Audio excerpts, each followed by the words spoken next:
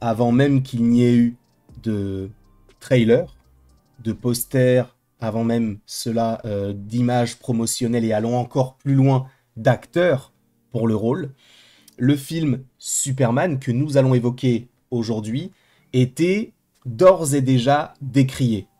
Il y avait déjà une partie des fans qui n'acceptaient pas le fait que ce soit James Gunn qui s'occupe de ce projet. Et en vérité, je peux entendre les réticences de chacun.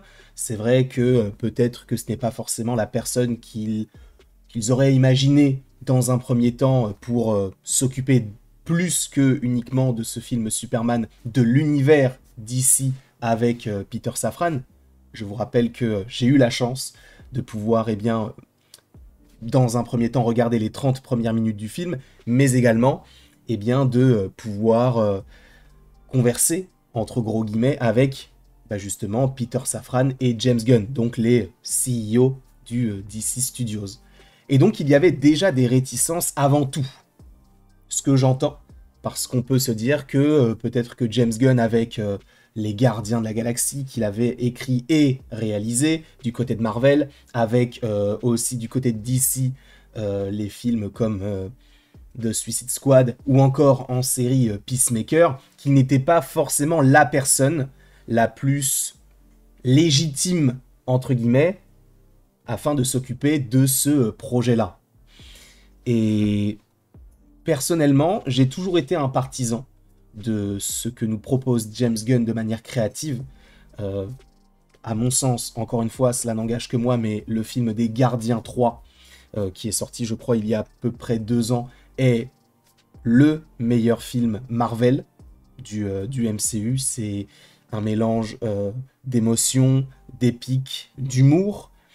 Il y a vraiment ce mélange qui arrive à devenir homogène avec des personnages qui n'ont rien à voir. Et il a réussi à rendre tout ça, on va dire, digeste, parce que ça aurait pu ne pas l'être, et ce, assez simplement. Et il a eu, alors est-ce qu'on pourrait appeler ça du génie? Peut-être pas forcément, mais en tout cas la lucidité et la créativité, l'inventivité pour, eh bien, réussir, pour l'instant, selon moi, tout ce qu'il a entrepris du côté des comic book movies. Et même série, si on parle de Peacemaker, et même avant ça, il a écrit Creature Commandos, que j'avais d'ailleurs adoré. Vous avez toutes les critiques par rapport à ces différents projets qui sont sortis sur la chaîne. Alors Peacemaker, je ne suis pas sûr, je l'ai regardé lorsqu'il était disponible sur Max, je crois. Donc je l'ai regardé un petit peu tard, mais il y a la saison 2 qui arrive en août. Était-il la bonne personne pour s'occuper de ce projet? Encore une fois, il y avait des gens pour, il y avait des gens contre. Encore une fois, j'y ai toujours cru parce que je m'étais dit, James Gunn, il a fait ses armes du côté de Marvel, il a aussi un petit peu travaillé du côté de DC, il sait comment les deux industries fonctionnent. Était-il la meilleure personne pour s'en occuper? Oui et non, parce que au-delà du créatif, il faut avoir aussi quelqu'un qui sache tenir les comptes, parce que tu peux très bien proposer un univers avec beaucoup d'idées, mais sauf que ça coûte possiblement beaucoup d'argent.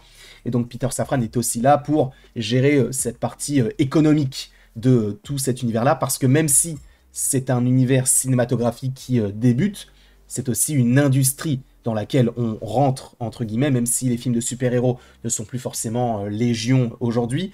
Ce film-là, quand même, s'inscrit dans une période qui a été plutôt prolifique pour les studios, de manière générale. En tout cas, pour ma part, ce film est une immense réussite.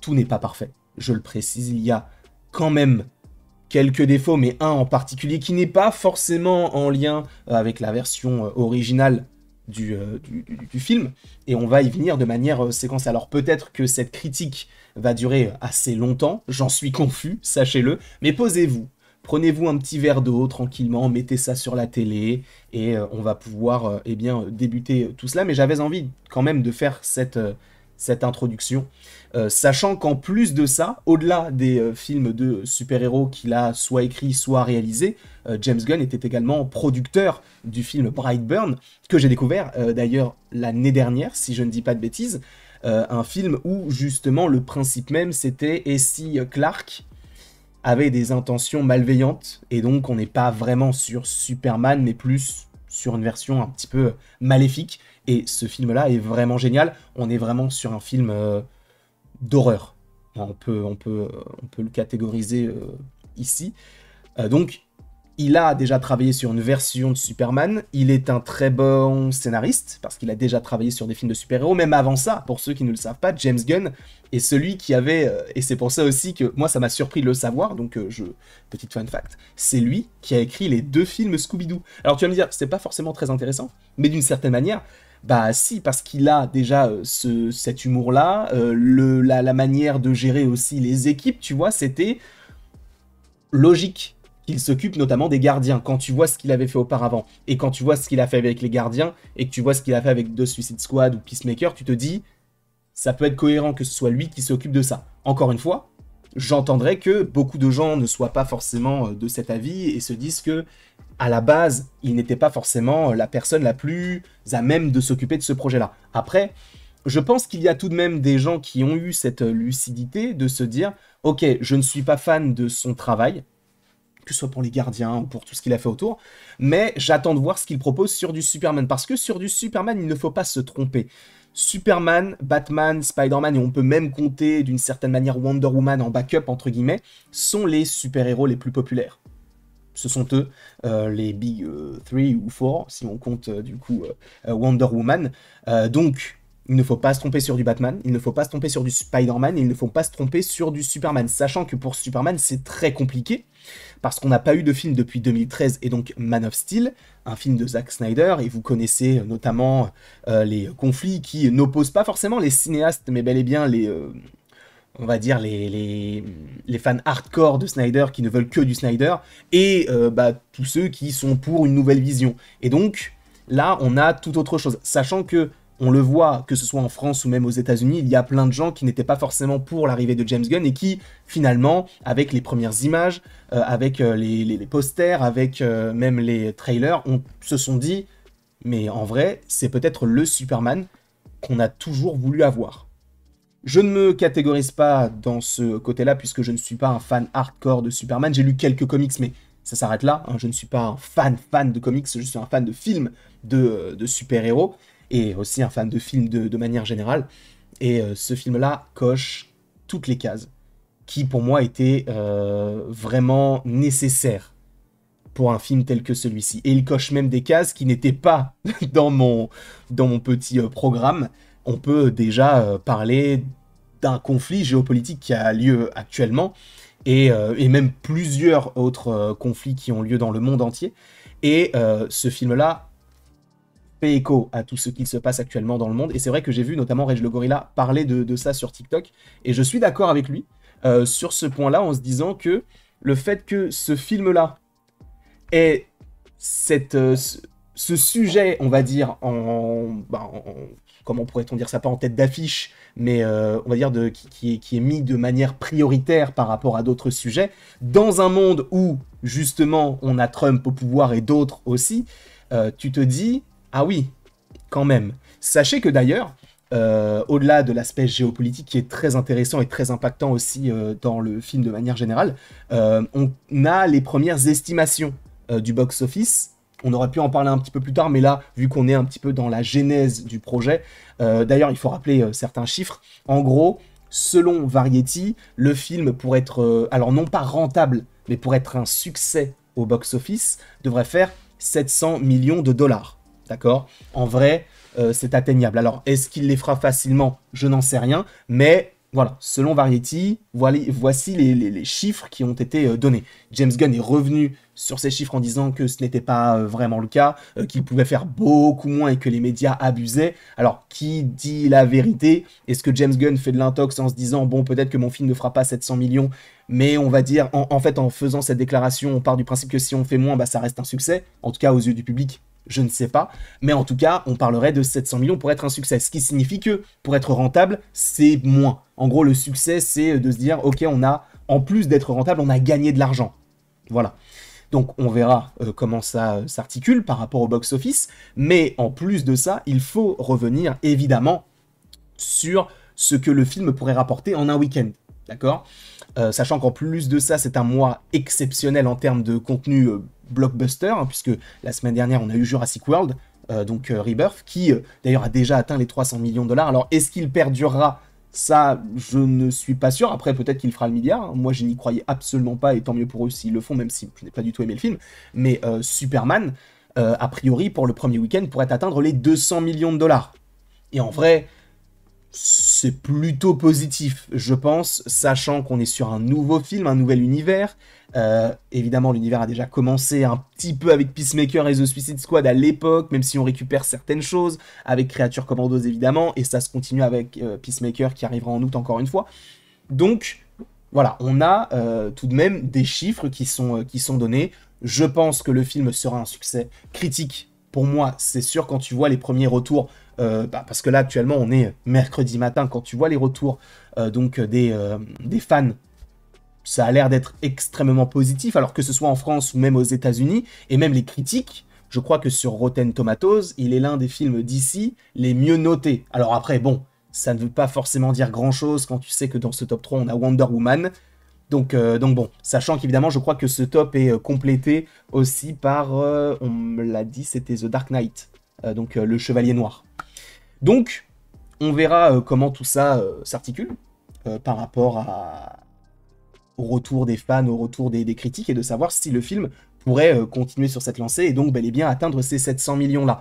Sachant que, il est vrai que si ce film ne marche pas, ça risque d'être très compliqué pour le reste de l'univers. Même si tu vas me dire, bah oui, mais Supergirl, c'est bon, ça va sortir. Oui, mais si déjà tu n'arrives pas forcément on va dire, à être, à rameuter, on va dire, les foules sur un film Superman qui est l'un des personnages les plus populaires, ça va être compliqué de ramener des gens peut-être sur du The Authority qui avait été annoncé ou sur du Swamp Thing. Alors bien sûr, ce sont des projets qui n'ont pas forcément la même aura, la même on va dire la même destinée, entre guillemets, hein, puisqu'on sait qu'un film Superman, c'est vraiment tout public, on n'a pas forcément de sang, on en a un petit peu, hein, quand même, on a de la violence, mais on va rester vraiment sur quelque chose de très familial, là où, par exemple, Supergirl, on partirait peut-être sur quelque chose un petit peu plus pop, un petit peu plus comme les gardiens, mais plus sanglants, donc comme la Suicide Squad de James Gunn en 2021, on partirait peut-être un petit peu plus sur ça, et donc, forcément, on ferait peut-être moins de sous parce que, par exemple, les enfants ne pourraient pas aller voir le film. Enfin, tu vois, il y a beaucoup de facteurs aussi qui rentrent en jeu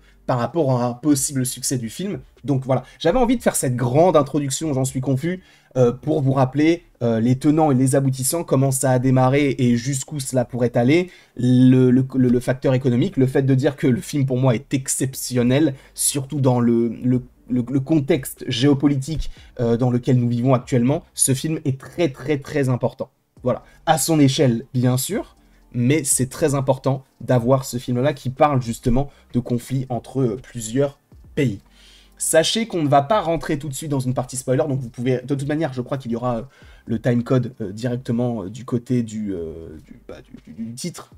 J'essaierai peut-être de séquencer un petit peu, voilà, intro, on va parler de ci, on va parler de ça, et du coup vous pourrez directement voir avec le timecode exact si vous voulez voir telle partie ou telle partie, sachant que là on est donc dans une partie sans spoiler. On peut déjà débuter sur le poster qui est tout simplement génial. Pour moi c'est l'un des meilleurs posters qui soit sorti ces dernières années. Encore une fois ça fait très rétro. Ça fait très rétro, on a les petites têtes en dessous, on a voilà, cet aspect d'une certaine manière christique qui est là, il est illuminé par le soleil, mais c'est lui qui le masque, enfin tout fonctionne bien dans cette affiche-là, et j'ai envie que la plupart des films aujourd'hui adoptent cette esthétique qui fait un petit peu plus rétro, mais qui nous ramène justement dans une époque où les films de super-héros, d'une certaine manière, étaient un peu légion à l'époque. Voilà. Sachant que pour moi, ce film s'assoit à la table des meilleurs films de super-héros. Pour moi, encore une fois, évidemment qu'il y a des problèmes, évidemment qu'il y a des défauts, des inconvénients sur certains aspects, et on peut déjà en parler. Un aspect négatif, après évidemment, hein, on va dire que 99% de la vidéo sera positive, voilà, je vous le dis, mais il y a quand même des choses qui, moi, me dérangent. Comme je vous l'ai dit, il y a un aspect qui n'est pas forcément trop en lien avec la réal de James Gunn ou le jeu des acteurs, c'est la VF. J'ai vu le film en VF. D'ailleurs, petite anecdote, je l'ai vu en IMAX 3D. Au milieu du film, la 3D a arrêté de marcher. C'est-à-dire que vous savez, on avait les lunettes, et en fait, bah, d'un coup, il y a eu un œil qui s'est... Enfin, une des lunettes, du coup, qui est devenue toute sombre, et donc on ne pouvait plus rien voir, et à la fin, évidemment, ils nous ont dédommagé avec une place gratuite pour de la 4DX, je crois. Donc ça, c'était plutôt cool. Mais bref, en tout cas, la VF est catastrophique. Alors, elle n'est pas catastrophique sur certains persos, sur Superman, sur Lois Lane, sur Green Lantern, ou encore sur Lex Luthor, ça me va. En revanche, l'ingénieur, ou encore même Jimmy Olsen de temps en temps, c'est... À l'ingénieur, vraiment, quand j'ai entendu sa voix, je me suis dit, c'est pas possible. Là, c'est pas possible. En fait, ça en devient même ridicule la manière dont c'est joué. Et j'aurais tellement voulu le regarder en VO. Je ne suis pas forcément un pro VO. Parce que moi, ça m'arrive de regarder les deux. Je regarde des films La plupart du temps, je regarde en VO. Parce que je préfère la voix originale. Mais par exemple, si ce sont des films d'animation, là, oui, forcément, je vais peut-être plus me diriger vers de la VF. Parce que bah, j'ai toujours été un peu baigné là-dedans. Quand j'ai recommencé à regarder les films d'animation, bah, je regardais en VF. Parce que bah, j'étais tout petit, je comprenais pas forcément l'anglais. Et même des fois, je savais pas forcément lire. Donc, non, la VF, elle est catastrophique sur ce film-là. Pour moi, c'est l'un des gros points négatifs. Mais, tu vois, c'est un des gros points négatifs, mais qui n'est lié qu'à la France. Ce n'est même pas lié. Si j'avais vu le film en VO, cette critique n'aurait même pas eu lieu, cette critique négative, je veux dire. Donc, force est de constater que oui, ça, c'est un gros point négatif, mais uniquement du point de vue de la France. Et vraiment, la direction d'acteur. Alors, je fustige pas les comédiennes et les comédiens de doublage là-dessus, parce que c'est comme pour un comédien normal, classique, entre guillemets, c'est-à-dire que bah, c'est aussi la direction qui compte. On parle souvent de Marion Cotillard et de sa mort dans Batman, mais c'est de la faute de Christopher Nolan et des monteurs qui ont choisi de garder cette scène-là. Marion Cotillard a joué comme ça parce qu'on lui a dit de jouer comme ça. Ce n'est pas de sa faute à elle, c'est de la faute de Christopher Nolan. Il faut le rappeler aussi, tu vois. Donc la direction d'acteur est très importante et aussi la direction des comédiens de doublage. Et là, vraiment, sincèrement, je vous le dis, et il y a beaucoup de comédiens de doublage que j'adore. Hein. Bernard Gabet, Pierre Tessier, Dorothée Pousseau aussi. Enfin, tu vois, ils ont des voix qui portent, mais c'est pas possible. Sincèrement, ce n'est pas possible là, c'est catastrophique. Mais, encore une fois, ce n'est que du point de vue de la France. On va, au bout de 17 minutes, commencer à parler un petit peu de Superman, si vous me l'accordez. Alors attendez, je vais juste un tout petit peu baisser le son, j'espère que ça n'a pas trop été dans le rouge pour vous et que c'était un petit peu audible. En tout cas, je l'espère, parce que si ça fait depuis 17 minutes que je parle et que vous n'entendez rien, c'est un petit peu compliqué. Mais on ne peut pas ne pas commencer cette critique un petit peu plus précise, sans spoiler, je le rappelle, sans parler de lui. Comment on ne pourrait pas débuter avec Superman, David Corenswet? Lui a subi quand même pas mal de critiques lors de son annonce. Est-ce qu'il aurait les épaules pour passer après Cavill? Est-ce que justement il n'a pas aussi été pris pour son physique parce qu'il ressemble un petit peu à Henry Cavill? Il y a beaucoup de choses, beaucoup de comparaisons qui sont arrivées en fait au moment de son officialisation. Mais ce sont deux personnes totalement différentes évidemment, et le jeu aussi est différent. Aussi, comme je vous l'ai dit, par rapport à la direction d'acteur, on est sur deux Superman qui sont totalement... je n'irai pas jusqu'à dire que c'est ambivalent, mais ils sont totalement différents. Celui-ci est sincèrement génial. En fait, j'aime bien, moi, le Spider-Man, n'importe quoi, le Superman d'Henry Cavill. Mais c'est vrai que celui-ci, là, on va dire, en plus de cette idée d'espoir qu'on avait déjà dans Man of Steel, il a tout l'univers qui vient l'aider, d'une certaine manière. Pas forcément l'aider dans les combats, mais qui vient l'aider à nourrir son film. Et sincèrement, tout fonctionne extrêmement bien. Je trouve que l'acteur est très très fort, que ce soit les moments où il est Clark Kent ou en tant que Superman. Tu sens qu'il est vraiment habité par le rôle. Et là où justement le S est le symbole de l'espoir, là tu le ressens totalement dans le film, que ce soit de son côté à lui, que ce soit du côté même des habitants de la Terre qui ne jurent entre guillemets que par lui, même si il n'y a pas que lui, mais tu sens que voilà, il y a cet aspect de on est là pour toi et lui il est là pour nous, donc il y a cette relation mutuelle entre lui et les humains. Alors pas tous évidemment, puisque après on parlera un petit peu plus tard de Lex Luthor, mais en tout cas c'était assez audacieux d'ailleurs de faire en sorte que Batman, ce Batman-là, soit, alors non pas rempli de fêlures, mais qu'il ait tout de même pas mal de faiblesses. Et après tu vas me dire, mais oui, justement, ça c'est un défaut, parce que Superman, il a pas de faiblesse, etc. Je suis pas forcément d'accord. Alors encore une fois, je ne suis pas forcément le plus grand connaisseur des comics. Ça, ce n'est pas comme ça que je me catégorise, loin de là. Mais en fait, moi je pars du principe que Superman, il a forcément à un moment donné rencontré des obstacles qui ont été très compliqués à gérer pour lui. Et forcément, quand tu le vois, tu te dis que aujourd'hui dans un monde où on a eu je ne sais pas combien de films de super-héros où les super-héros n'avaient quasiment aucun obstacle et tout se passait bien pour eux, d'avoir un personnage comme lui qui représente d'une certaine manière ce qui se fait de plus puissant sur Terre, le voir lui affaibli, le voir subir des échecs, le voir subir des défaites, ça fait du bien parce que justement c'est le principe même du film et on te le rappelle constamment et c'est même, sans trop vous spoiler, un des points forts de la fin du film, c'est le fait qu'on rappelle qu'il est un humain entre guillemets. En fait, ce qui fait sa force, c'est son humanité. Et qu'est-ce qui fait de nous des humains? Ce sont tout simplement eh bien, les choses qui nous caractérisent, notamment par rapport à nos défauts, par rapport à nos forces, etc. Lui a des forces, bien sûr, en étant un kryptonien, mais il le dit lui-même, ma plus grande force, c'est d'être humain. Alors ça peut paraître un peu bateau, c'est vrai que quand tu regardes un film tel que celui-ci et que tu as un dialogue comme celui-là, dans un film en 2025, tu te dis, bon, est-ce qu'on n'aurait pas pu faire un peu mieux? Mais en vrai, c'est totalement cohérent dans toute l'intrigue en fait du film. Parce que oui, c'est des choses qu'on a déjà vues et revues ou entendues, peu importe tout ce que tu veux. Mais dans un film tel que celui-ci, avec le message qui est véhiculé derrière, c'est ce qu'on veut pour un film Superman. On n'a pas forcément tout le temps envie d'avoir des super-héros qui grandissent et qui évoluent dans un monde extrêmement réaliste. On a envie que ce soit le cas pour certains persos, pas pour tous. Pour celui-ci, en fait, ce qui est très fort, c'est qu'ils ont réussi, bah, notamment au niveau du scénario, donc James Gunn a réussi à allier l'aspect fantastique qui, pour le coup, peut en rebuter certains par rapport à ce côté peut-être un petit peu trop comics accurate, avec quelques éléments qui vont peut-être un petit peu en déranger certains sur, bah, sans trop rentrer dans les détails, mais oui, ce côté très fantastique, mais en même temps de rappeler, voilà, l'aspect géopolitique, l'aspect des réseaux sociaux aussi, tout ça. En fait, il y a une grande dénonciation dans ce film-là sur certains aspects qui façonnent en fait le monde aujourd'hui, malheureusement.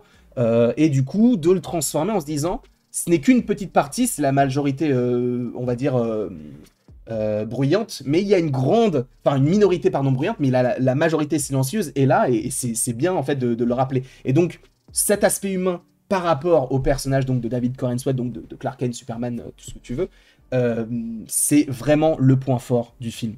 C'est vraiment le point fort. Après, on peut revenir du coup, oui, sur l'aspect humain, tout ça, mais moi, c'est peut-être un des problèmes que j'ai par rapport à ça, c'est que on ne le voit pas assez, selon moi, en tant que Clark Kent. On le voit surtout être Superman. En même temps, tu vas me dire, le film s'appelle Superman, il ne s'appelle pas Clark Kent, mais regardez, dans Spider-Man 2, de Sam Raimi, on a une énorme partie où Peter n'a plus de pouvoir. Je ne demande pas à ce que Superman n'ait plus de pouvoir, mais c'est vrai que j'aurais peut-être un petit peu plus aimé, c'est vraiment très léger, hein, mais j'aurais peut-être aimé une ou deux scènes en plus où tu le vois au Daily Planet, où tu puisses le découvrir dans d'autres circonstances de sa vie de tous les jours, même si, évidemment, il y a des scènes, il y en a beaucoup, que ce soit avec ses parents, que ce soit du coup au travail ou que ce soit avec Lois Lane, mais c'est vrai qu'on le voit surtout en tant que Superman. Encore une fois, c'est très léger, mais j'aurais peut-être aimé une ou deux scènes en plus en tant que Clark Kent. C'est tout. Parce que, encore une fois, il faut rappeler que Superman est un perso, mais Clark Kent en est un autre. Parce qu'il y a une manière différente d'évoluer, d'aborder certains sujets, etc. Donc ça aussi, c'est un point qui aurait pu être améliorable dans le film. Mais encore une fois, c'est vraiment... S'il faut pinailler, c'est à ce niveau-là, tu vois. C'est de se dire, on aurait pu avoir un petit peu plus de Clark Kent, mais de manière assez légère. Ce que j'aime énormément, encore une fois, c'est cet aspect d'échec. Cet aspect on va le mettre au pied du mur, la population va finir par le détester, hein, c'est pas un spoil, on le voit notamment du côté du trailer, bah, notamment dans cette scène-là qui est dans le trailer, on va même lui jeter une canette, etc. D'ailleurs, je ne sais pas si vous avez remarqué la subtilité entre le film et les trailers où on voit cette scène-là, même si je crois qu'il y a un trailer aussi qui l'a modifié par rapport au film, c'est qu'au moment où quelqu'un lui jette une bouteille ou une canette, il ferme les yeux. C'est par réflexe, genre... Ça, ils auraient pu le laisser parce que justement, on te rappelle le côté humain, tu vois. Le fait qu'on lui jette la canette et qu'il ne ferme pas les yeux, Ça, c'est un détail, mais c'est lourd de sens. Alors, est-ce que c'était pour montrer qu'il était un peu au-dessus de tout ça et qu'il essayait de le montrer, mais qu'il n'y arrivait pas? Parce que je vous rappelle que juste après, il est totalement en proie au doute, hein, puisque il se pose des questions sur mais qu'est-ce qui s'est véritablement passé? Qui suis-je réellement? Pourquoi est-ce que je suis là? Sans, encore une fois, trop rentrer dans les détails. Et ça, pour le coup, c'est vraiment, vraiment ce que j'attends d'un film Superman. C'est vraiment la manière dont ça a été joué, la manière dont c'est montré, même tu vois, le plan qui est ici. Alors, je ne vais pas faire le puriste cinématographique, ne vous inquiétez pas, mais c'est vrai que j'ai un petit... Enfin, j'ai fait des études, j'ai un petit bagage par rapport à ça, et par exemple, si on veut analyser ce plan-là, on est sur un Dutch angle, donc c'est un plan qui est en diagonale, qui nous montre, on va dire, non pas la monstruosité, mais l'aspect dérangé du plan et possiblement de son intériorité. Le fait qu'encore une fois, ils sont en proie au doute, qu'il ait énormément de pensées qui se mélangent. Le fait de faire le plan à la diagonale, ça montre, ça vient, on va dire, souligner cet aspect vraiment complexe de sa personnalité. En plus de ça, il est filmé, au-delà d'être en Dutch angle, il est filmé en contre-plongée, qui montre qu'il peut, en tout cas qu'il nous montre qu'il est possiblement au-dessus de ces critiques-là. D'ailleurs, lui-même va le mentionner plusieurs fois, qu'il s'en moque de ce que les gens pensent, alors que justement, on sait que c'est faux. Donc, tu vois, dans la manière de filmer, il y a des choses qu'on peut aussi définir. Alors, encore une fois, à l'échelle d'un film Superman, hein, vous allez me dire, c'est pas un Godard, ou ce n'est pas ci, ou ce n'est pas ça. On peut aussi... En fait, tous les films qui sortent... Parce que ça aussi, il faut le rappeler, tous les films qui sortent au cinéma sont des films. C'est du cinéma, en fait.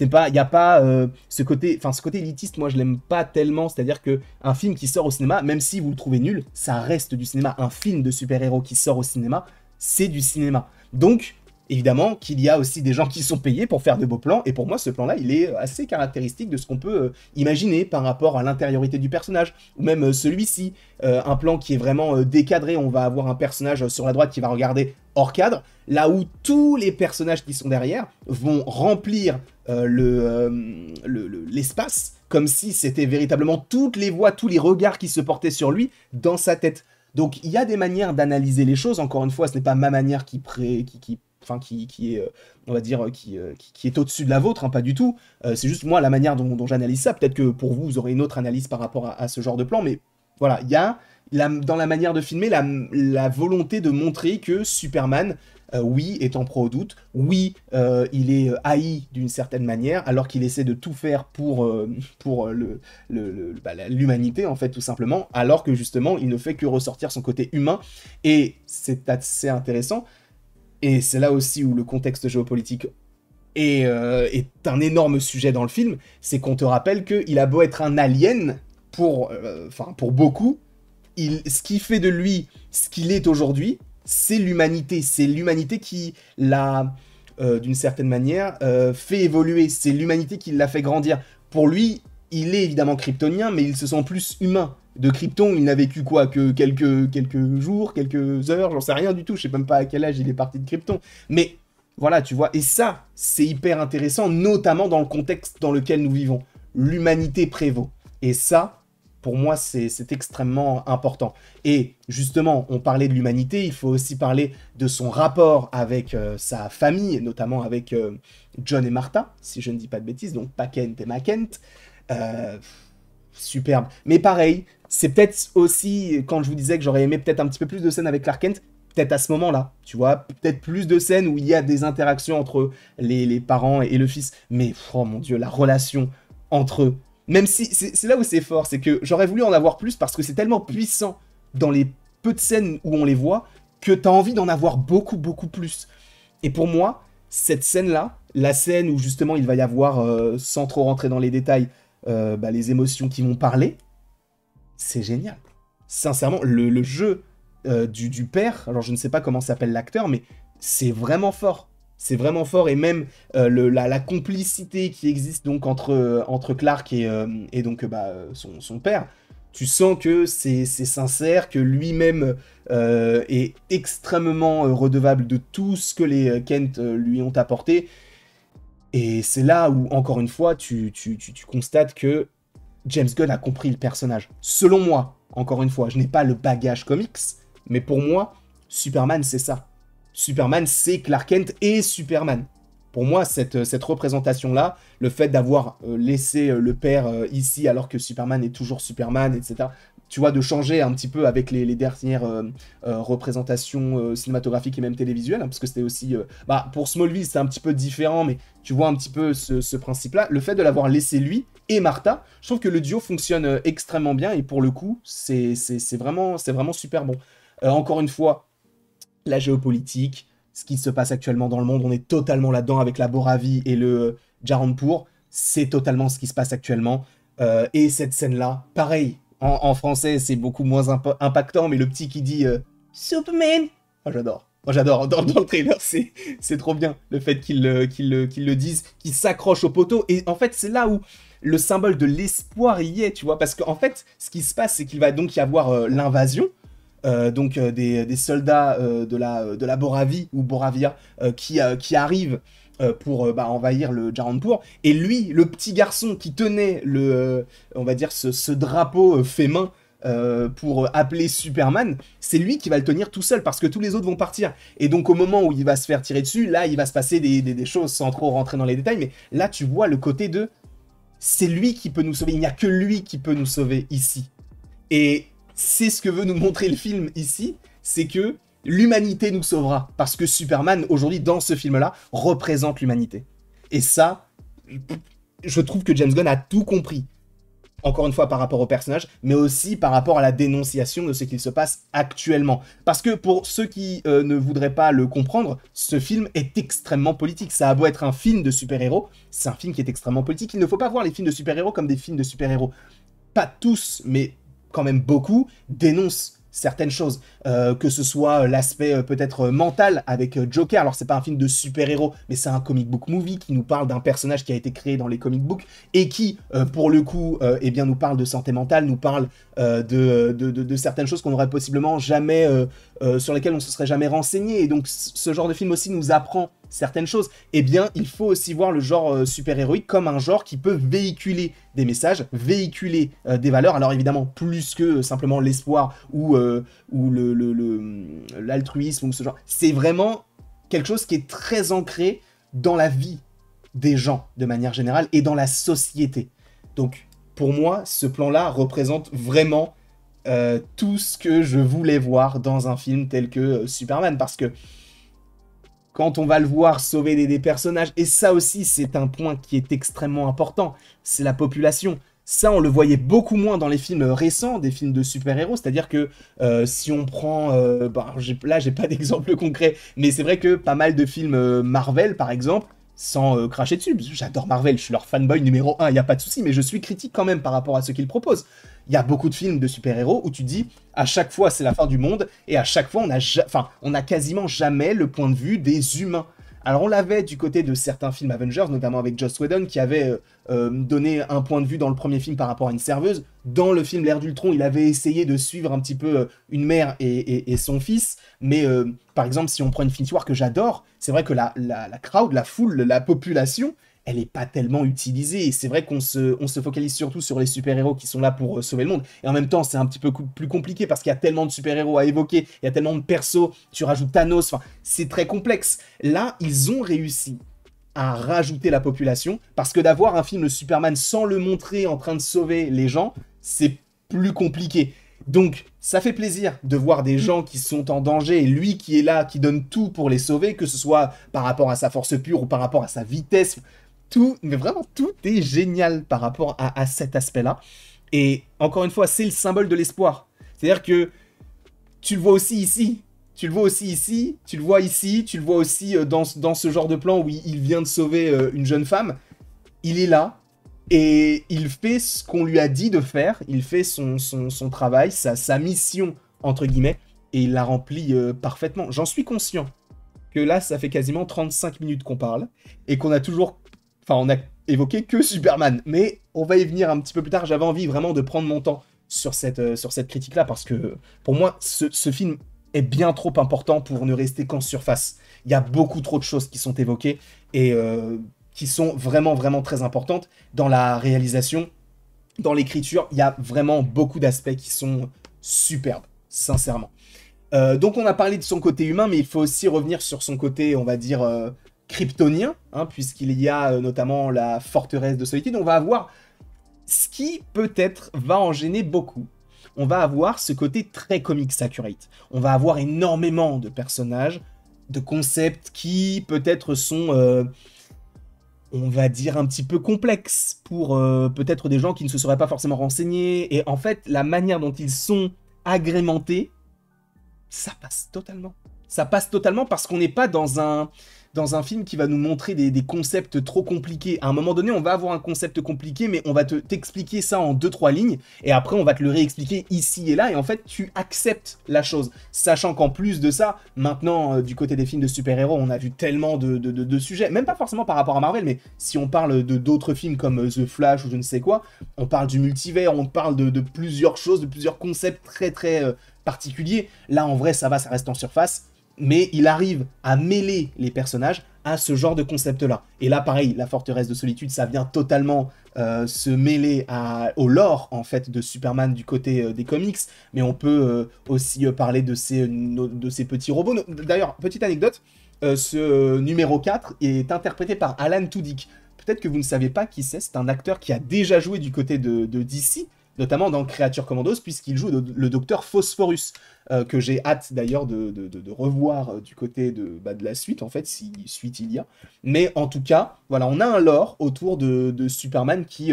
alors on y reviendra un petit peu plus tard, hein, peut-être sur certains aspects, mais qui a l'air d'être respecté. Encore une fois, je ne suis pas la personne la plus à même de parler de ce genre de contexte comics, etc. Mais c'est vrai que j'ai ressenti, en tant que simple spectateur, entre guillemets, ce côté de « Ok, ça je ne comprends pas, mais la manière dont le film est articulé, je sais qu'on va m'expliquer ce que c'est. Donc j'ai pas besoin de me triturer les méninges, c'est français, j'en sais rien, mais j'ai pas besoin de trop réfléchir pour essayer de savoir ce qu'il se passe véritablement. » Et c'est vrai que ces derniers temps, notamment avec le concept de multivers qui est là du côté de DC et du côté de Marvel, c'est un petit peu complexe. On a beaucoup de règles, de choses à respecter. Et là, pour le coup, on te dit « Ok, ça, tu ne sais pas ce que c'est? Je te l'explique. » Et c'est bien, parce qu'en fait, dans ce film-là, on va aussi accompagner. Tu vois, c'est pas uniquement accompagner pour te dire « Ok, là, je vais te dire son nom, mais ça paraît pas crédible. » Non, il y a vraiment cette volonté de rester réaliste et de rester, on va dire, smooth dans le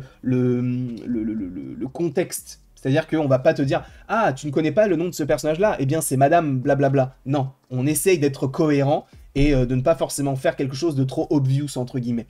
Donc, là, pareil, on a les robots, on a cette forteresse de solitude, on a ce rapport à Krypton, ça fonctionne vraiment très bien, mais il faut, si on parle de Clark, il faut parler de Lois Lane. Lois Lane interprétée par Rachel Brosnahan, qui est un excellent personnage. Ce que j'adore dans cette relation, c'est qu'elle est très conflictuelle, c'est que d'une certaine manière, elle est destructrice, et ça fait du bien. En fait, ça fait du bien de voir ce genre de choses dans ce genre de film. Ça fait longtemps qu'on n'a pas eu de relations aussi complexes parce que soit ça va que dans un seul sens, soit ça va que dans l'autre. Là, on a du positif, on a du négatif, on a vraiment ce rapport aux relations humaines. Mais je parle même pas forcément de Clark, hein, parce qu'on l'a déjà évoqué, mais surtout par rapport au personnage de Lois. Tu sens qu'elle a déjà vécu des choses où peut-être que la confiance n'était pas forcément reine dans les relations, et forcément, bah, ça a créé des complexes en elle, tu vois. Et même ce genre de choses, la caractérisation des personnages par rapport à ça, bah, c'est assez intéressant parce que bah, y a peut-être pas mal de gens qui vont se reconnaître là-dedans aussi, tu vois, dans ce genre de relation qui a l'air conflictuelle en privé, mais qui finit toujours par comment pourrait-on dire ça, par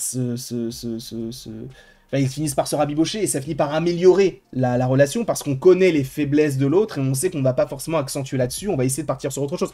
Ça fonctionne extrêmement bien. Lois Lane est un excellent personnage. Encore une fois, il y a le côté des complications. Est-ce qu'on est vraiment fait l'un pour l'autre? Est-ce que ce n'était pas une erreur ou quoi que ce soit? Il y a cet aspect de... on a besoin, pas forcément l'un de l'autre, mais on a besoin de s'entraider. Lois Lane a besoin de Superman, et Superman a évidemment besoin de Lois Lane. Parce que, et on le voit notamment dans cette scène sans trop vous spoiler, là tu sais que Superman a besoin d'elle. Il n'y a pas d'autre explication dans cette scène-là. Il a besoin d'elle. Donc ça, en fait, cette relation mutuelle est vraiment bien rapporté à l'écran et est nécessaire. Et c'est là où, encore une fois, c'est bien d'avoir du Superman avec ce côté humain, enfin, humain, en fait, tout simplement, parce que on va le voir avoir des sentiments, ressentir des émotions. Ce n'est pas juste un robot, ou ce n'est pas juste un super-héros qui est là et qui fait son taf. Non, il faut aussi évoquer toutes ces névroses, tout ce qui ne va pas en lui, dans sa vie perso, etc. On a besoin de ça, ces secrets. On a besoin d'avoir ce genre de concept dans un film Superman, et notamment dans cette relation avec Lois Lane. Évidemment que le costume, tous les costumes de manière générale, pareil, c'est très comics accurate, on est sur beaucoup de violet du côté de Lois Lane, le costume de Superman, n'en parlons même pas, on l'avait déjà évoqué, mais moi j'adore. Alors, je suis peut-être un petit peu moins fan du logo bien jaune sur la cape rouge, j'ai l'impression que c'est juste un autocollant. J'aurais préféré qu'il n'y ait même pas de logo du tout, mais bon, de manière générale, ça reste cohérent. Peut-être qu'il évoluera dans son costume, hein, on n'en sait rien. Peut-être pas, forcément. Mais en tout cas, au niveau des costumes, au niveau de la relation avec Lois Lane, tout ça, c'est vraiment, vraiment beau. Sachant que même, tu vois, ce genre de plan, pour moi, ça reste en tête. Ce genre de plan reste en tête. Ce ne sont pas forcément les plans les plus iconiques des films, enfin en tout cas de ce film-là, notamment, mais ce sont des plans qui sont efficaces et qui, en fait, où tu n'as pas besoin d'une explication pour comprendre ce qu'il se passe ici. Tu vas me dire, bah oui, c'est juste un bisou. Oui, mais tu vois, il y a le côté où il vole, enfin, le mélange du bleu et du rouge qui mène au violet, le violet de Lois Lane. Il y a beaucoup de choses, en fait, dans ce genre de scène que j'apprécie tout particulièrement. Je sais qu'il va y avoir des gens qui vont me dire, mais tu pars trop loin. Oui, mais c'est ma manière, pardon, de voir les choses par rapport à tout ça. Il faut aussi parler de la cinématographie. Il y a certains plans qui sont vraiment beaux. Alors j'ai pris celui-ci parce que je le trouvais vraiment beau, mais il y en a un, et je pense peut-être que vous avez le même en tête, où, alors attention, spoil, c'est pas vraiment un spoil, mais en gros, il va se passer quelque chose. En gros, Superman va sauver un personnage, et il va y avoir énormément de fumée. La fumée qui va être illuminée par le soleil, et qui sort de cette fumée comme un ange, eh ben, c'est Superman. Et ce plan-là, pour moi, c'est le plus beau plan du film. La cinématographie est vraiment, vraiment super belle là-dessus. Il y a aucun souci. C'est vrai qu'on aurait pu aussi avoir peur sur les VFX, sur certains aspects, sur certains personnages. Et finalement, selon moi, ça fonctionne très bien, notamment par rapport à ce kaiju qui était déjà très bien dans les trailers, selon moi, et qui est encore mieux, évidemment, quand tu le regardes sur grand écran. D'ailleurs, ça, j'ai l'impression que c'est vraiment la patte de James Gunn de rajouter ce genre de perso. Tu vois, c'est vraiment quelque chose qui peut sortir de l'esprit de James Gunn. Parce que là, on a ce kaiju-là, on avait Starro, alors qui n'est pas sorti de la tête de James Gunn, mais qui l'a rajouté du côté de The Suicide Squad, cette immense étoile de mer avec un œil et tout, enfin, ça allait extrêmement loin. Du côté des Gardiens, on a eu plusieurs fois des créatures un petit peu similaires. Dans les Gardiens 2, on voit cette grosse créature avec des tentacules et des dents. Enfin, il adore faire ce genre de créature. Et c'est vrai que dans un film Superman, ça aurait pu être un petit peu particulier, mais rajouter un combat kaiju contre Superman, oh, c'est génial. C'est génial. Et aussi, ça peut vite être casse-gueule d'une certaine manière, parce que tu peux mal le faire, en fait, le personnage. Tu peux mal confectionner ta créature, que ce soit pas forcément très beau à l'image, et ça l'est. Enfin, ça l'est. C'est très beau, je veux dire. C'est vraiment, ça rend vraiment superbement bien. Le son fonctionne bien aussi. Après, je l'ai vu en IMAX, donc forcément, le son, c'était particulier. Mais le kaiju est réussi. Les effets spéciaux, de manière générale, sont réussis. Et c'est vrai qu'il y avait aussi cet aspect de les scènes de vol. Quand il vole, est-ce que c'est vraiment bien fait, ou est-ce que, de temps en temps, on peut se dire que, ouais, il y a des défauts. J'adore. Les scènes de vol sont vraiment, vraiment bonnes. Alors, il y a une scène qui était revenue dans le trailer où les gens s'étaient dit « Ah, je suis pas forcément fan », c'est un moment où il sourit, où tu sens qu'il y a un peu de CGI là-dessus, et James Gunn a dit « Ne vous inquiétez pas, ce plan-là, en fait, on l'a supprimé du film ». C'est faux, le plan est toujours dans le film, mais il est tellement léger par rapport à tous les autres plans de vol, vraiment, c'est vraiment minime. Et les plans avec cette caméra qui a l'air de déformer un peu le perso, et tu dis « Ouais, là, c'est pas forcément extrêmement beau ». Moi, je trouve que c'est génial. Sincèrement, parce que ça te montre à quel point, déjà, bah, ça te montre la détermination du personnage, que ce soit dans ce plan-là, ou même il y en a un autre aussi ici, et là, on en vient à un aspect aussi réaliste qui vient se mêler à cet aspect fantastique, parce que c'est quand même un mec qui vole avec une cape rouge, mais il va extrêmement vite, et il se prend de la pluie, il y a à nouveau du soleil, il y a des nuages, à un moment il y a de la grêle, enfin, il y a cet aspect vraiment réaliste, et ça, je trouve que c'est vraiment superbe d'avoir rajouté ça.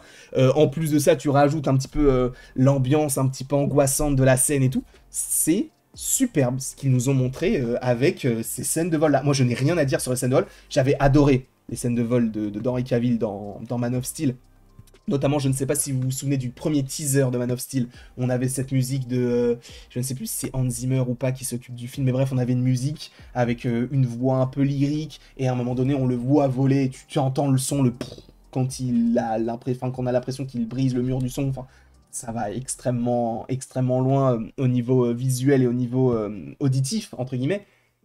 Et cette scène-là est géniale aussi, tu vois. Et encore une fois, je pense qu'il n'y a pas forcément trop de comparaison. On peut pas... Enfin, on peut se dire, vas-y, je préfère lui ou lui. Mais de se dire que lui est meilleur ou lui est meilleur, en fait, je pense que ce sont deux versions qui sont totalement différentes sur plein d'aspects. Alors, évidemment, elles se croisent sur d'autres, mais je pense que la comparaison est un peu complexe. Je ne sais pas.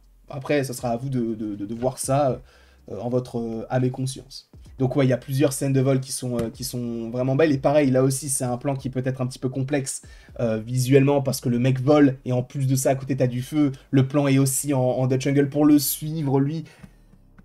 Et ils y arrivent. Ils y arrivent avec... Et en fait, tu vas me dire, bah oui, mais c'est pas fou. Ce genre de plan, c'est pas fou. On en a vu plein ces dernières années. Et pour répondre à ça, je vais me remettre en gros plan. Les gars, je ne sais pas si vous vous rendez compte. On sort de The Flash. On sort de Quantum Mania. On sort de tous ces films qui étaient vraiment moches, qui avaient un gros budget, qui évidemment ont possiblement subi les déboires peut-être de la fin du Covid et surtout des grèves des scénaristes et des acteurs, tout ça. Mais c'est ignoble ce qu'on a eu récemment. Donc quand tu vois ce qui a été fait avec le prix que ça a coûté, et quand tu vois ça, tu te dis, on gagne au change. Ah là, on gagne au change. Il n'y a pas de question à se poser. Ce qu'on voit ici, c'est vraiment, vraiment réussi en termes d'effets visuels. Après, chacun sa vision, pardon, chacun sa façon de voir les choses. Mais pour moi, c'est extrêmement important de voir ce genre de plan réussi. Parce que ça nous donne aussi, nous, en tant que spectateurs, de l'espoir pour la suite. Parce que si, admettons, ce film marche, un film qui est comics accurate, qui est bien fait, qui peut-être a coûté cher, certes, mais qui va sûrement être rentable, ça va peut-être donner envie à des concurrents d'aller dans le même sens. Parce que là, c'est vrai que ces derniers temps, on était sur un ventre extrêmement mou du côté des films de super-héros. Est-ce que ce film-là sera le fer de lance d'une nouvelle, je n'irai pas jusqu'à dire nouvelle génération de films de super-héros, mais on va dire d'un nouvel élan? Moi, je pense que c'est possible. Je pense que c'est possible et qu'on se dise, ok, ils ont réussi à faire ça, ils ont bien fait les choses, ils ont pris leur temps de le faire, enfin le temps de le faire, et ils ont vraiment réussi ce qu'ils voulaient faire. À nous maintenant d'atteindre ce niveau-là. Ce n'est pas forcément une concurrence un petit peu, tu sais, entre Marvel et DC, de se dire, ils ont fait ça, on doit faire mieux. Non, c'est ils ont fait ça, bravo à eux, et si on essayait de faire comme eux? Peut-être mieux, oui, mais c'est pas dans le il faut qu'on fasse mieux pour les dépasser. Non, c'est il faut qu'on fasse mieux nous pour que les spectateurs soient contents de regarder nos films, tu vois. Et je pense que cette concurrence, elle existe. Je pense, ils ne le diront, tu sais, ils diront jamais ouais, j'adore Marvel, tout ça. Mais en fait, cette concurrence existe, mais elle est saine. Elle est dans le respect. James Gunn va possiblement dire du bien de certains films Marvel. Kevin Feige va sûrement aller voir des films d'ici, sachant que Kevin Feige, il a déjà travaillé du côté d'ici, je crois, sur un film Superman, si je dis pas de bêtises. Ça date un peu, mais il avait déjà travaillé dessus. Donc, bref. En tout cas, au niveau des effets spéciaux, même au niveau de ces scènes de combat-là, ça peut paraître un petit peu fouillis, mais tout fonctionne très bien, encore une fois. Et là, donc, c'est une scène de combat, notamment avec Crypto, etc.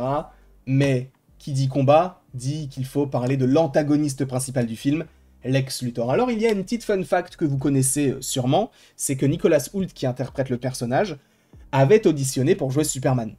C'est ça qui est assez cocasse, c'est qu'il était dans les 3 derniers acteurs qui avaient été choisis, donc David Cohen Sweat, lui et un autre, je ne me souviens plus, je sais même pas si on le sait, mais bref, il y avait 3 acteurs, et lui donc n'a pas été choisi. En revanche, James Gunn a vu son potentiel en Lex Luthor.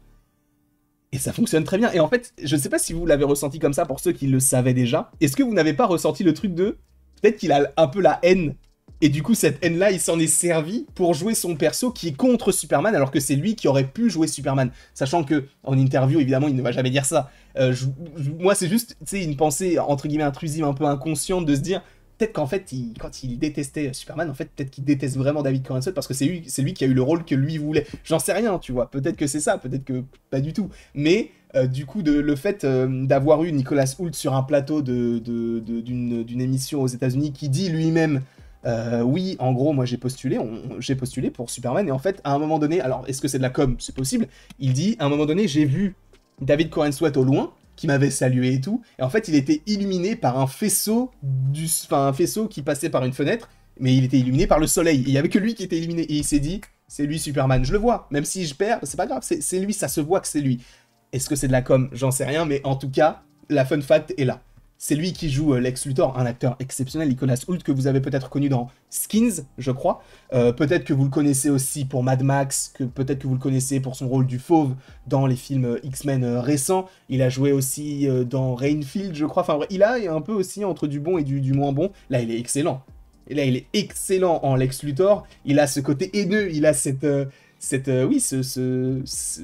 haine en fait en lui par rapport à Superman. Il a cette confiance aussi en se disant que ce qui compte, c'est l'esprit, c'est le mental, ce sont les cellules grises et pas forcément la force pure.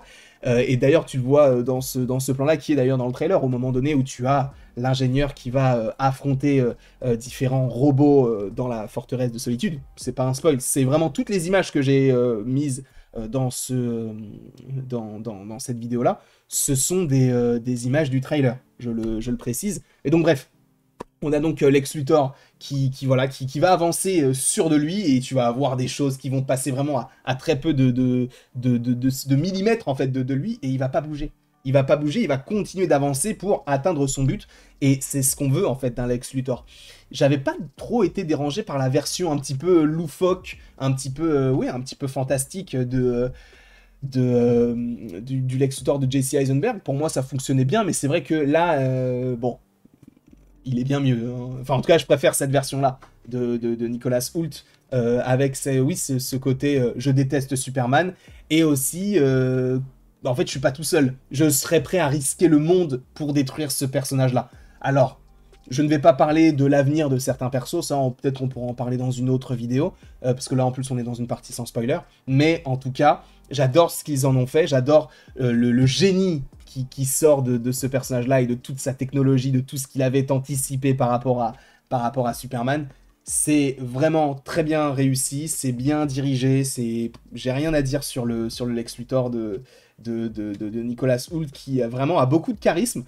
Et c'est vrai que en le voyant comme ça, je l'aurais pas vu forcément en Superman. David Corenswet, il a vraiment la tête de Superman, là où lui, bah, en plus chauve, ça colle totalement avec l'idée qu'on se fait de Lex Luthor. Et donc oui, c'est totalement comics accurate de l'avoir lui, d'avoir la Lutocorp. Enfin, ça va loin et ça fonctionne bien. Donc, pour moi, Lex Luthor est 100% réussi.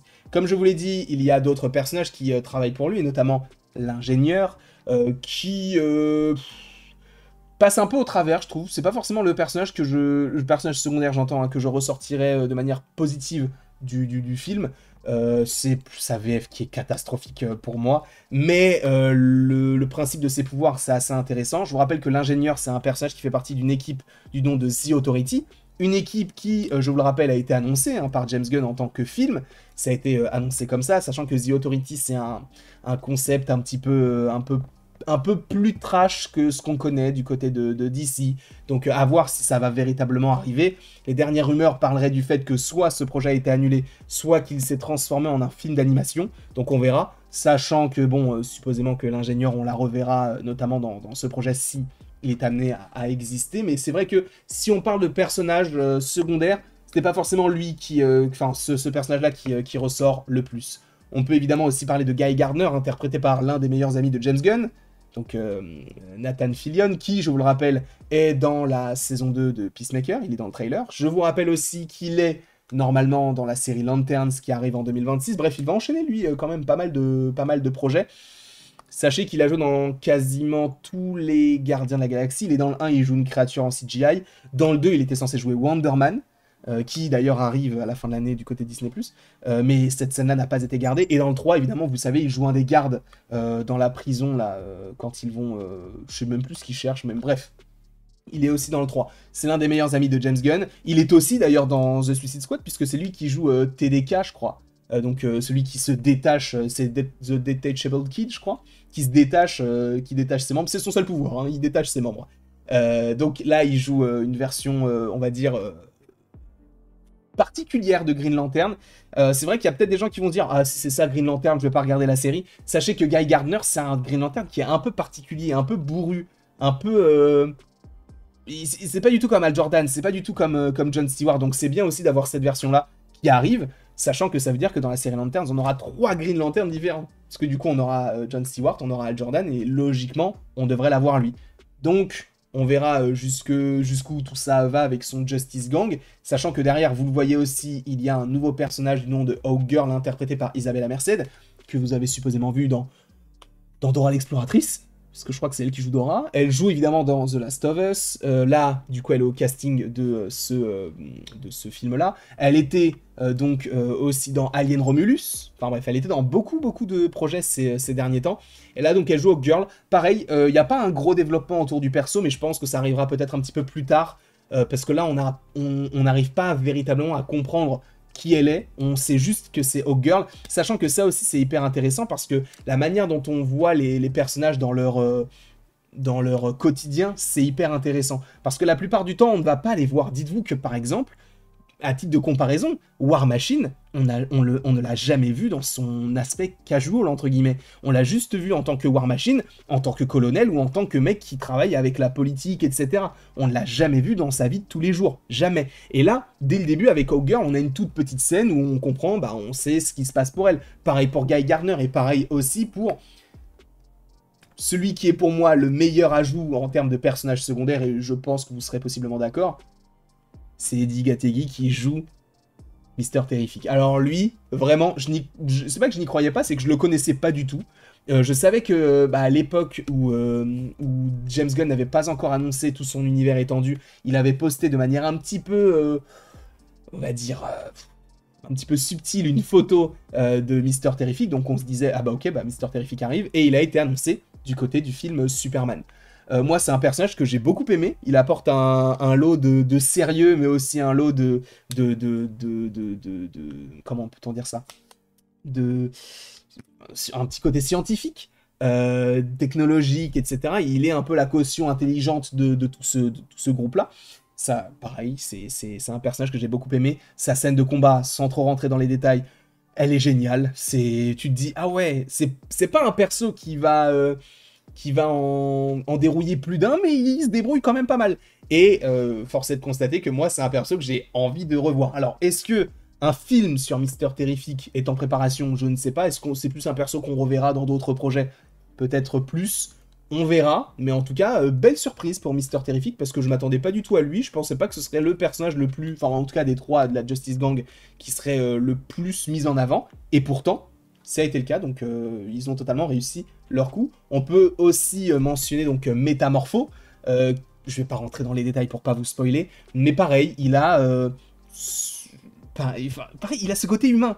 Tu ne sais pas qui il est, tu ne sais pas quelles sont toutes ses facultés, tu ne connais rien de sa vie véritablement, mais tu sais qu'il est très humain, notamment par rapport à une scène en particulier, qui peut être un peu dérangeante, où tu te dis, bon, c'est un peu bizarre, mais bon, pourquoi pas. Bref, pour moi, Métamorpho fonctionne très bien. Visuellement, c'est génial. C'est un peu surprenant, mais j'ai pas forcément grand-chose à dire de négatif par rapport au perso. On le voit pas tant, mais ça fonctionne bien, notamment voilà, sur ce genre de scène-là. Et pour moi, c'est l'une des dernières choses que j'avais envie d'évoquer avec vous. C'est l'aspect qu'on avait évoqué tout à l'heure. Le côté de... On est dans un film Superman, on est dans un film grand public, mais pourtant on a des concepts qui sont très étranges. Le côté des trous noirs, la rivière de Proton, sans trop rentrer dans les détails non plus. C'est très particulier.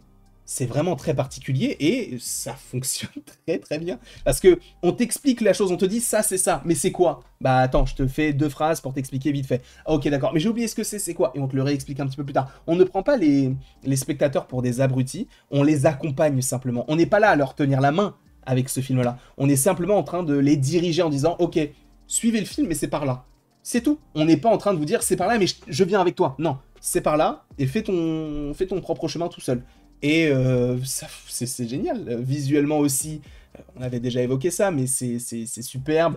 Il n'y a pas grand-chose à dire de négatif par rapport au visuel, hein. Honnêtement, peut-être un plan sur le moment où il vole et que c'est assez rapproché, et que son visage a l'air d'être un peu déformé. Mais ça dure vraiment 2 secondes dans un film de 2 heures et quelques. Et sachant que ça aussi, il faut revenir là-dessus, le film de 2 heures, on le sent pas passer, hein, les 2 heures. Après, dans un film tel que celui-ci, et c'est vrai que dans un monde dans lequel nous vivons aujourd'hui, où les films durent de plus en plus... Enfin, sont de plus en plus longs, tu te dis, bon, ok, je comprends un peu l'aspect d'avoir un film qui est si long, mais est-ce que c'est nécessaire? Là, en vrai, c'est la bonne durée. Il n'y a pas trop, pas assez. C'est vraiment bon. Là, en vrai, je pourrais rentrer dans une partie spoiler. Ce serait pas dérangeant, bah, ce sera à partir de... J'attends 1 minute, enfin 1h01, parce que là, du coup, on a 1 heure de vidéo. Je vais attendre un petit peu, mais en gros, ce qui va se passer, c'est que je vais vous parler de certains moments du film. Ça va être très très succinct par rapport à tout ce qu'on a évoqué, parce que je vais pas revenir en détail avec des spoilers sur tout ce que j'ai déjà évoqué, ça sert à rien du tout. Je vais juste évoquer... Oh, c'est compliqué là. Après 1 heure, ma bouche est un petit peu compliquée. Mais en gros, je vais vous expliquer notamment un concept qui... Enfin, un concept ou un sujet qui est très important pour moi. Parce que là, je pense qu'on a tout évoqué. On aurait pu vite fait aussi revenir sur le côté de le Daily Planet. J'aurais voulu qu'il soit peut-être un petit peu plus mis en avant. Alors, pas forcément par rapport à tous les autres persos, parce que ça, pour le coup, le Daily Planet est bien mis en avant. Mais c'est le Daily Planet avec Clark Kent. J'aurais peut-être aimé un petit peu plus de scènes par rapport à ça. Mais après, bon, ça va. C'est pas dérangeant du tout, bien au contraire. À partir de maintenant, on rentre dans une partie spoiler qui va peut-être durer 1 minute, hein, j'en sais rien. Mais dans le film, on a Supergirl. Dans le film, on a Supergirl, donc Millie Alcock, que vous connaissez peut-être pour avoir joué du côté de House of the Dragon, qui jouait la jeune Rhaenyra. Eh bien, elle est dans le film. Elle est à la toute fin du film, parce qu'en gros, on t'explique que Crypto... C'est vrai qu'on n'a pas parlé de Crypto, mais ce qui t'explique que Crypto, en fait, ce n'est pas à lui. Lui, il s'en occupe juste en attendant que... Et à la fin du film, donc tu entends quelqu'un qui arrive et tu vois Supergirl qui débarque. C'était assez sympa, et du coup, en fait, ça te donne le ton pour son film qui, je vous le rappelle, sort en juin de l'année prochaine. Le film Supergirl sort en juin 2026, et ça te donne le ton. Le film sera pop rock, hein, parce qu'elle arrive, elle est totalement bourrée, elle dit beaucoup de gros mots. Tu sens que là, en fait, c'est une transition vers... Voilà ce qu'était le film Superman, un film tout public. Là, le prochain, ce sera pas le cas, parce que le prochain, normalement, il y a beaucoup de sang. Il y a Lobo, d'ailleurs, qui sera joué par Jason Momoa. Supergirl sera là aussi, supposément aussi Crypto. Moi, je pense que Superman peut apparaître à un moment donné, je pense. Sachant qu'on t'explique que elle va plus sur les planètes avec un soleil rouge, et du coup c'est pour ça qu'elle peut boire, parce que lui du coup sur une planète avec un soleil jaune il peut pas boire et tout, du coup il peut pas se saouler, etc. J'ai trouvé que la petite anecdote était plutôt sympa, mais le fait d'avoir eu Supergirl, c'est vraiment très cool. Ça aurait été cool de l'avoir en scène post-crédit pour annoncer le truc, mais en vrai que ça arrive avant ou après le générique, c'est pas dérangeant puisqu'on l'a eu dans le film. Mais c'était vraiment bon, ça nous donne un petit peu, on va dire, les prémices de ce que pourrait nous donner Supergirl, encore une fois, un côté pop, etc. Et d'ailleurs, pour ceux qui ne le savent pas, c'est Craig Gillespie qui s'en occupe, qui d'ailleurs avait réalisé Cruella. Donc il sait faire avec les personnages, on va dire, excentriques. Donc j'ai hâte de savoir ce qu'il va nous proposer par rapport à ça. Et allons même encore plus loin, parce qu'il y a d'autres petits détails un peu cachés, enfin pas forcément cachés, mais des détails plutôt sympas. C'est que dans un premier temps, on a Max Lord, donc interprété par Sean Gunn, le frère de James Gunn, hein, qui joue déjà Kraglin, qui interprète aussi Rocket, alors pas vocalement puisque c'est Bradley Cooper. On a Bradley Cooper, qui joue le père de Superman aussi, qui joue Jor-El.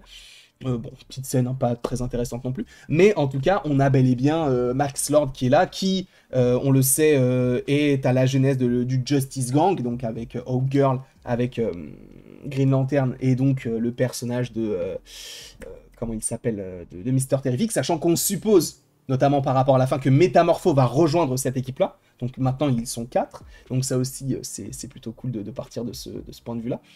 Et aussi, on a un autre caméo qui est plutôt sympa aussi, c'est que dans le film, il y a Peacemaker. Et ça aussi, c'est cool. Ça aussi, c'est cool. Moi, j'adore la série, j'adore le perso, j'adore John Cena. C'est un humain incroyable, un acteur, bon, ça reste John Cena, hein, mais je trouve qu'il est totalement bon dans le rôle de Peacemaker.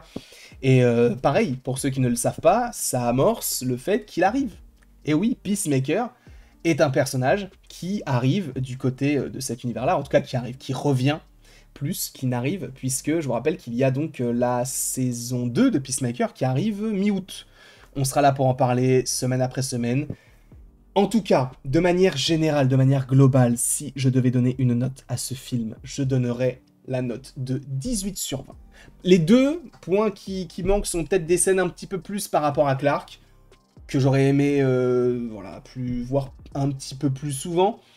Mais ouais, je pense que c'est que ça. 19, ça me paraît peut-être un petit peu trop. Ah, mais allez, je suis un fou, moi, j'ai pas parlé des musiques, mais non plus, j'ai pas parlé de Crypto et pas parlé des musiques. Crypto, personnage vraiment bon, le côté du chien qui saute un peu partout, tout ça, qui est représentatif du chien de James Gunn. D'ailleurs, lorsqu'on l'avait rencontré, il avait évoqué avec nous le côté de en fait tout ce que mon chien fait dans la vraie vie, j'ai essayé de le retranscrire ici parce que je pense que ça représente aussi pas mal d'animaux. D'ailleurs, il y a une bonne représentation aussi de la cause animale. James Gunn est très attaché à ça et on l'a vu notamment du côté des Gardiens de la Galaxie volume 3, entre autres, hein, parce qu'on pouvait parler aussi des anciens gardiens, mais là, surtout le 3, c'était surtout par rapport à ça. Qu'est-ce qu'on peut dire de plus aussi par rapport à ça, je ne sais même plus,